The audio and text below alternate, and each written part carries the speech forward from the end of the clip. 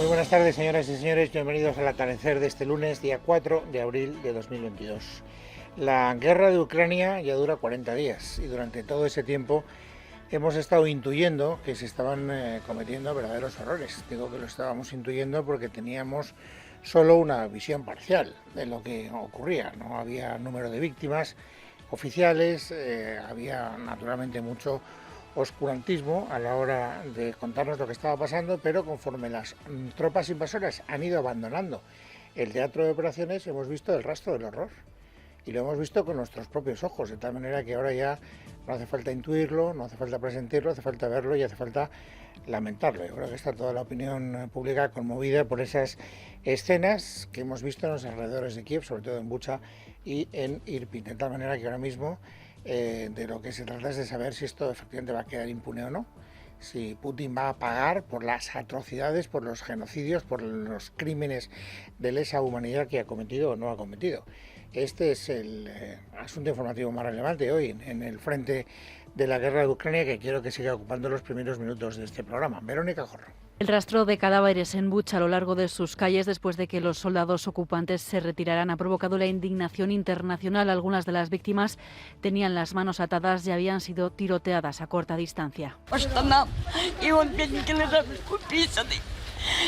Esta mujer cuenta que reconoció a su marido por sus zapatos y sus pantalones. Le habían disparado, dice, en la cabeza, mutilado y torturado. El alto representante de la Unión Europea para Política Exterior, Josep Borrell, ha expresado en una declaración su repulsa y ha asegurado que esta masacre quedará registrada en la lista de atrocidades cometidas en suelo europeo.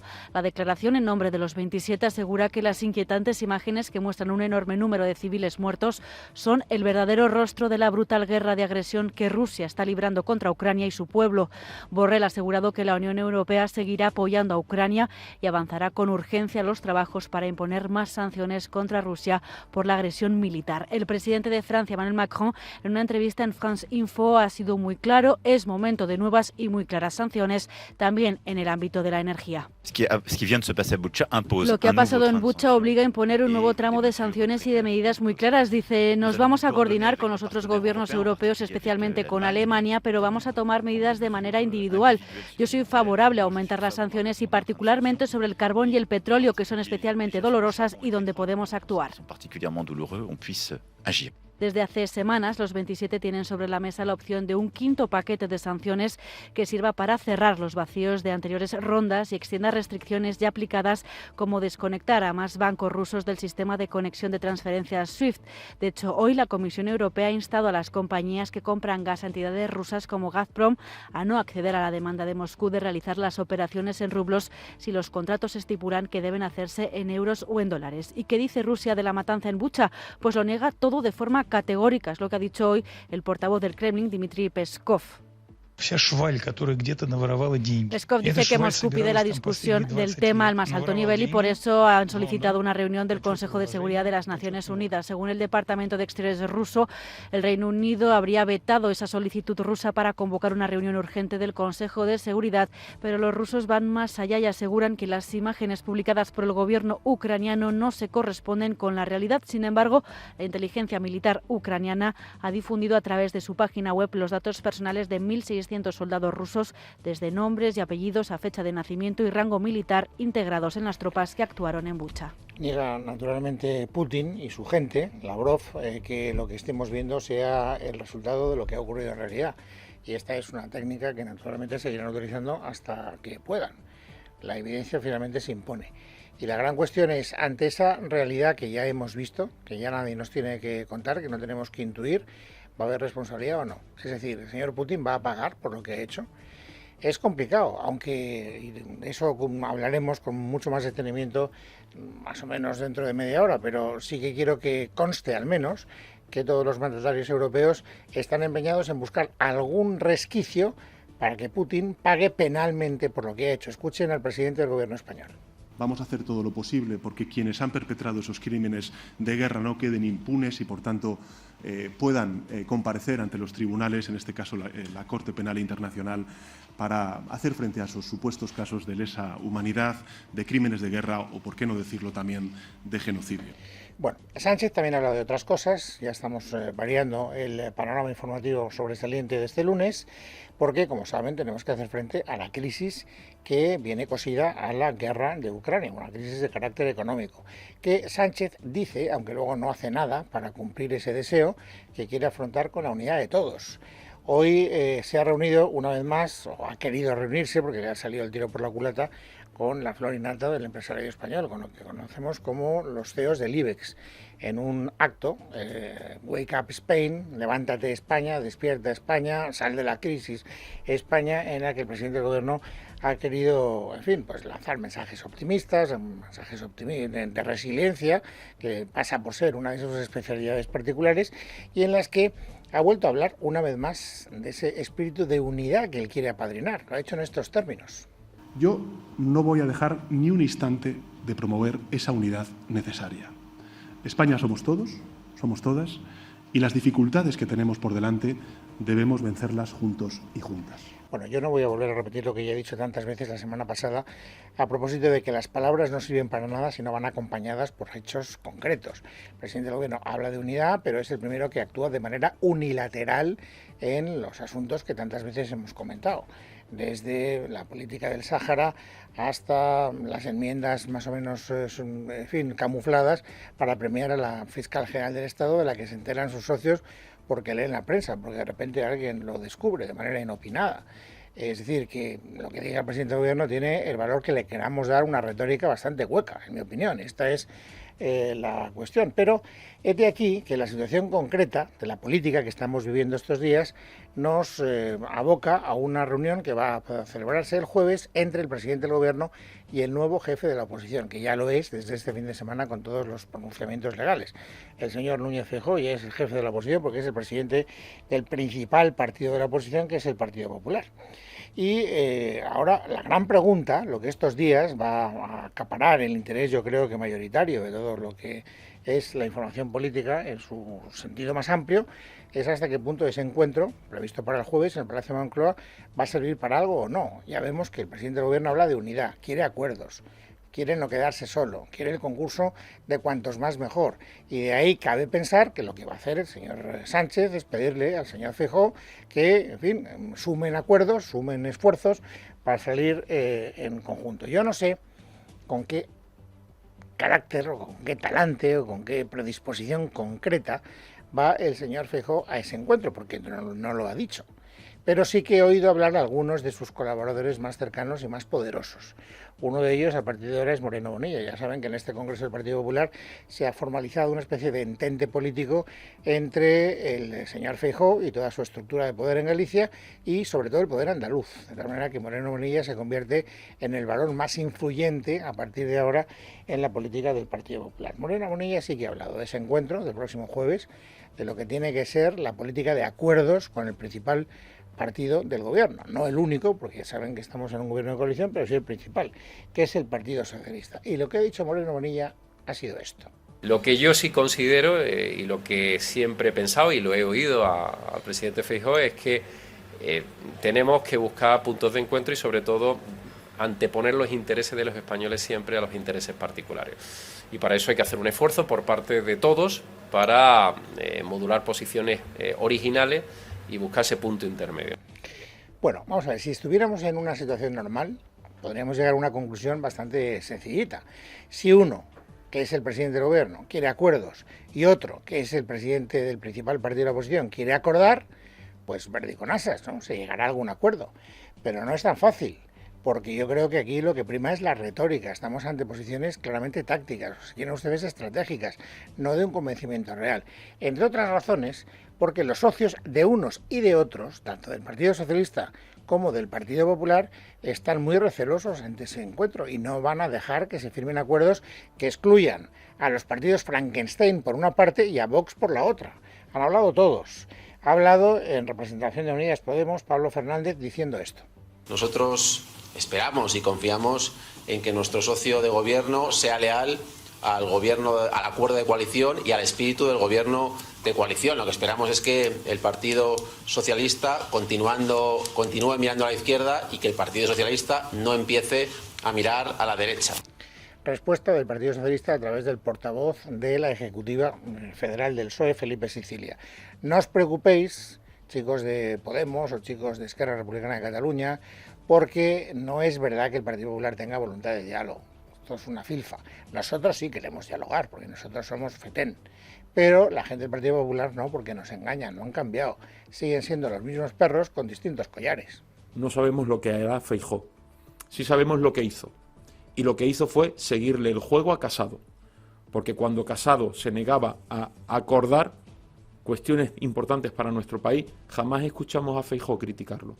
Jamás escuchamos a Feijóo pedir a su líder, al señor Casado, que entrara en razón y que por el bien de nuestro país pudieran haber acuerdos que eran necesarios para nuestro país. Es decir, aviso a navegantes, cuando el jueves el encuentro se salde sin grandes acuerdos, tal vez alguno se pueda conseguir, luego veremos cuál, pues la culpa que se anote ya en el casillero del principal partido de la oposición, porque sigue siendo el mismo Partido Popular que antes, el mismo Partido Popular de siempre.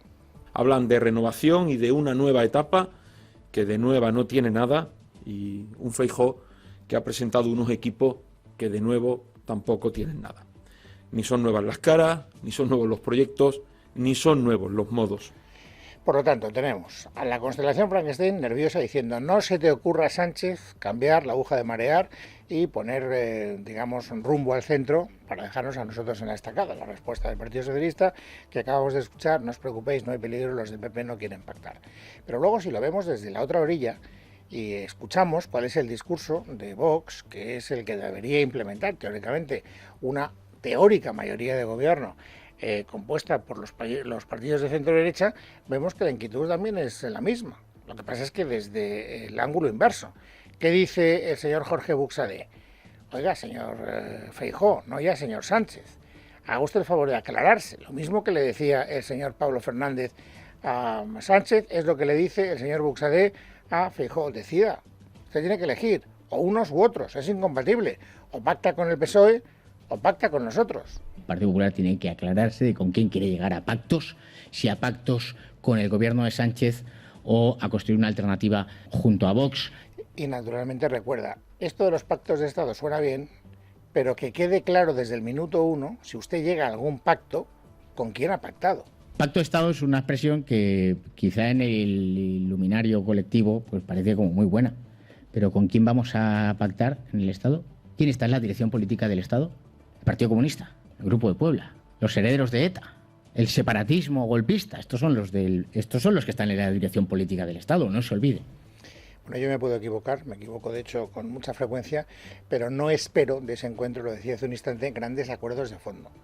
Entre otras cosas porque sería variar completamente la posición geoestratégica de todos los actores de la vida política que han venido operando hasta ahora. Sí que es posible que se llegue a algún acuerdo concreto. Entre otras cosas porque vivimos en un país en el que para demostrar, digamos, sinceridad a la hora de mantener una posición más moderada o más de centro, llámenle ustedes como les dé la gana, pues el Partido Popular no encuentra otra fórmula que buscar algún tipo de acuerdo, diciendo, oiga, que yo no soy como los que estaban antes, que yo a algún acuerdo sí que quiero llegar, para que quede claro que no soy lo mismo, que el talante es distinto, que mi predisposición es distinta. No puedo llegar probablemente a grandes acuerdos de fondo en materia económica porque usted con quien pacta preferentemente es con Podemos y elabora un Real Decreto que está mucho más cerca de las posiciones de la extrema izquierda que de mí. Yo no lo puedo avalar. ¿Qué puedo avalar? Pues tal vez un pacto para renovar los órganos institucionales que quedan, sobre todo el Consejo General del Poder Judicial. Y este es el gran rumor que se extiende en las últimas horas. Tal vez ese sea el acuerdo posible. Si lo vemos desde el punto de vista del discurso, por ejemplo, de Ciudadanos, ese no es el acuerdo posible. Es el acuerdo, escuchen al mundo mal, temible. Si tener sentido de Estado y tender la mano al Partido Socialista es lo primero de todo lo que dice él, renovar el Consejo General del Poder Judicial, o sea, si esto es el nuevo PP, es repartirse los jueces, pues no estamos hablando del nuevo PP, estamos hablando del viejo PP, estamos hablando del PP de siempre. Bueno, habrá que esperar para ver cómo sale de este atolladero el señor Feijóo y por tanto no adelantemos acontecimientos.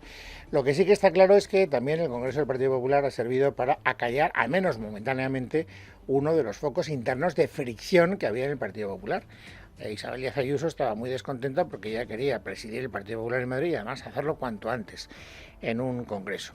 Y ustedes, si han seguido las valoraciones postcongresuales del Partido Popular, habrán visto que hay bastantes analistas, yo diría que muchos, que dicen, ojo, ¿por qué Feijóo no ha querido contentar a Ayuso? Probablemente la, digamos, baronesa, en este caso, menos representada en el órgano de dirección que va a partir de ahora a presidir el señor Feijóo, es precisamente Madrid, es decir, Isabel Díaz Ayuso. Y le he preguntado, ¿está usted descontenta? ¿Cree usted que en los órganos de dirección, en el comité ejecutivo, hay, digamos, poca representación del Madrid que usted representa? Y Ayuso, hoy ha quedado claro, no quiere hacer sangre. No sé si lo que dice lo piensa, pero sé que lo dice. El comité de dirección del partido no es un órgano de representación territorial, no va por cuotas territoriales. Lo que tiene que hacer el presidente es escoger a los mejores y yo, en todo caso, las propuestas que le he hecho están ahí representadas y ha respondido perfectamente a todas las sugerencias que le hice, a todas las propuestas que me parecían que era para mejorar su equipo. Si está descontenta, y yo creo que en parte está descontenta, pero esta es una intuición personal, no lo quiere manifestar porque no toca. Ella tiene muy clara su prioridad inmediata, que es la celebración del Congreso Regional de Madrid y su nombramiento como presidenta también del Partido Popular de Madrid. Es algo, hoy lo ha vuelto a repetir, que le hace mucha ilusión. Yo espero que se dé pronto esta fecha. Desde luego yo tengo una ilusión tremenda. Estoy ya con unas ganas tremendas de dar este paso porque... Bueno, primero porque soy presidenta de la Comunidad de Madrid, que es mi principal responsabilidad, gobernar para todos los ciudadanos, pero también porque tengo una gran ilusión por renovar la organización y por, si soy presidenta del partido madrileño, hacer nuevas políticas. Bueno, si hay algún vaticinio fácil de hacer, es el que efectivamente Isabel Díaz Ayuso se va a convertir en la próxima presidenta del Partido Popular de Madrid y además que lo va a hacer por aclamación, a la búlgara, como el señor Feijóo en el Congreso Nacional que hemos visto este fin de semana. ¿Por qué? Porque no va a tener oposición. En los tiempos de Casado, que parecen muy pretéritos, pero que son prácticamente de hace un cuarto de hora, se sabía que Génova quería estimular al señor Martínez Almeida, el alcalde de Madrid, para que se presentara en una candidatura de confrontación. Pero las cosas han cambiado radicalmente y ahora no está el horno para que haya candidaturas alternativas y desde luego hoy Almeida ha clarificado, por si había alguna duda, que no la había, que no va a ser candidato en ese Congreso ni a tiros. No me voy a presentar como candidato al Congreso del Partido Popular de la Comunidad de Madrid, que se va a desarrollar, estoy seguro, bajo los mismos parámetros, ¿no?, que se ha desarrollado este Congreso Nacional y, por tanto, como yo lo he definido, desde la unidad y desde la ilusión. Bueno, hay una cuestión más que también nos permite valorar, tampoco esto es nuevo, cada vez que hay un dato económico, por ejemplo, del paro, vamos a hablar de los datos del paro, vemos cómo el gobierno y sus satélites hablan todo lo bien que pueden del dato y cómo la oposición trata de echarle un poco de agua al vino. Y ahí siempre, o casi siempre, hay argumentos para las dos valoraciones. Hoy podemos decir que el paro ha retrocedido, es decir, que hay 2.921 españoles menos en el paro, aunque también podríamos decir que el mes de marzo es tradicionalmente bueno. Y que este dato en ese contexto no es para tirar cohetes, de hecho es el segundo peor dato de un mes de marzo desde el año 2012. Sin embargo, claro, a la hora de hacer valoraciones veremos que el gobierno se fija en el vaso medio lleno y parte de la oposición, no toda, en el vaso medio vacío. Primero los datos. Leticia Vaquero, buenas tardes. Buenas tardes. Baja el número de parados, eso está bien, pero esa bajada es 20 veces menor que la del año pasado. Este mes hay 2.900 parados menos. En marzo del 21, 59.000.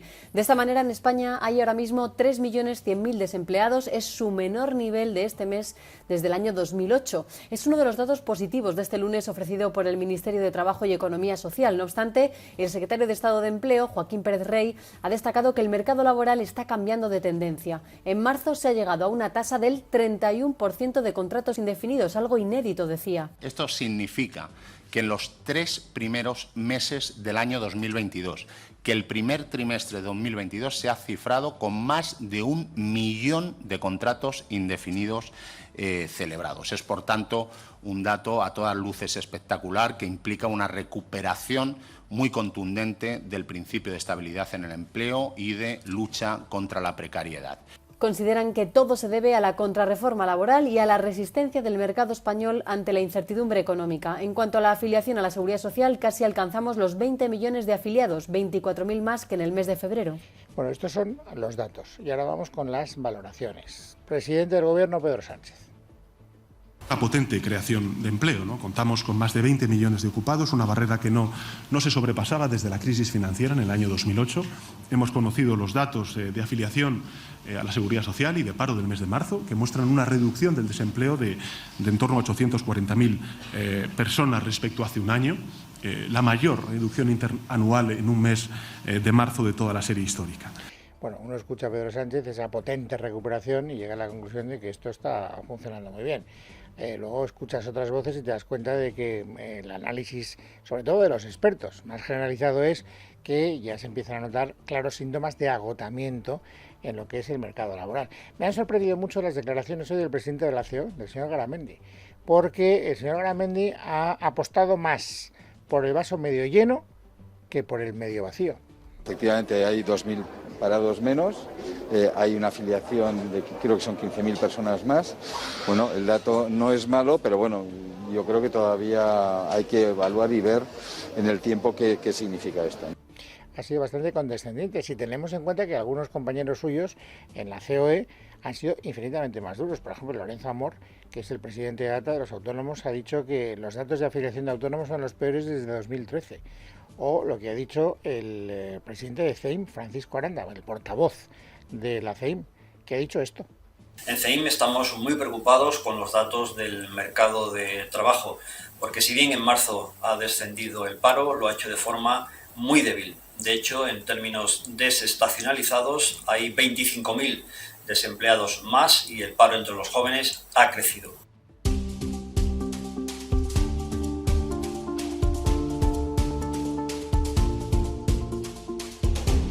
Bueno, pues es lunes, es día 4 de abril de 2022, han pasado más cosas, hay que completar ahora el paisaje informativo sobresaliente del día. Nayara Fernández, buenas tardes. Buenas tardes, Luis. España recibió en febrero la visita de cerca de 3,2 millones de turistas internacionales, un 1.000% más que en el mismo mes de 2021, según datos publicados este lunes por el Instituto Nacional de Estadística.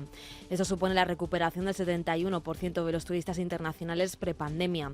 Carlos Garrido es presidente de la Confederación Española de Agencias de Viajes. Esto refleja ya una recuperación sustancial en el turismo receptivo del año 2022, ya nos acercamos a las cifras del 2019. También han sido muy positivas la cifra del aumento del gasto medio de los turistas, que nos vamos a 138 euros por cada turista.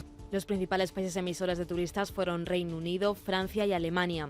Además, las previsiones del Gobierno pasan por que en abril se recupere en torno al 80% de los niveles prepandemia de turistas internacionales.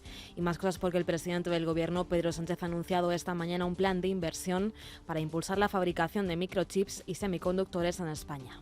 Me gustaría anunciarles aquí, en el Foro del Español, un nuevo proyecto estratégico sobre microchips y semiconductores, dotado con unos 11.000 millones de euros de inversión pública.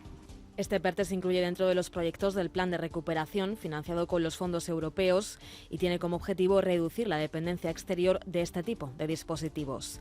Y sepan también que 3 organizaciones sindicales han entregado esta mañana miles de quejas al Defensor del Pueblo ante los recortes sanitarios que han sufrido las diferentes mutuas de funcionarios del Estado. Hay convocado una manifestación para el 18 de abril frente a la sede de Muface y los sindicatos anuncian acciones judiciales. Javier García. CESIF, Jupol y Jucil estudian acciones jurídicas para revertir la situación que afecta al derecho a la asistencia sanitaria de los funcionarios, según señalan, como consecuencia de la infrafinanciación por parte del Estado. Las 3 organizaciones han recogido más de 5.000 encuestas donde constatan que se ha producido pérdida de especialidades, reducción de médicos y especialistas, retirada de centros hospitalarios y reducción de la cartera asistencial. Miguel Borra, presidente nacional de CESIF.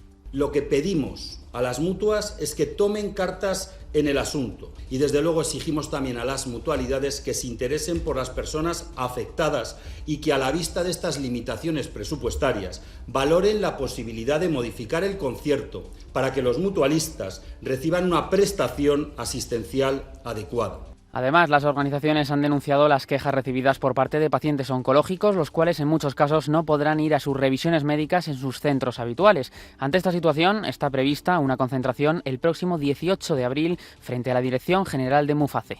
Y hoy también hemos conocido que un juzgado de Valencia estableció la custodia compartida del niño asesinado este domingo a cuchilladas por su padre en la localidad valenciana de Sueca.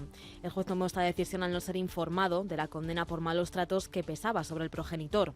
Por otro lado, en la localidad conquense de Noales, la Guardia Civil investiga como un caso de violencia de género la muerte de una mujer que tenía una orden de protección. María García. El presunto agresor ha sido detenido. Pasadas las 12 de la noche de este lunes, la sala del 091 recibió la llamada de una mujer que alertaba desde Cuenca que su hermano de 44 años se había marchado a Noales para matar a su expareja. Cuando los efectivos de la Guardia Civil llegaron al domicilio de la mujer, ya estaba muerta por heridas de arma blanca, mientras que su actual compañero, un hombre de 39 años, se encontraba herido de gravedad, por lo que fue trasladado al Hospital Virgen de la Luz de Cuenca. El presunto autor fue detenido poco después por un delito de homicidio en el ámbito de la violencia de género por efectivos del destacamento de tráfico de Cuenca en las inmediaciones del domicilio. En el momento de la detención, el autor portaba el arma blanca y requirió de asistencia sanitaria por cortes autoinfligidos. Se trata de la 9ª mujer muerta a manos de su pareja o expareja en lo que llevamos de año.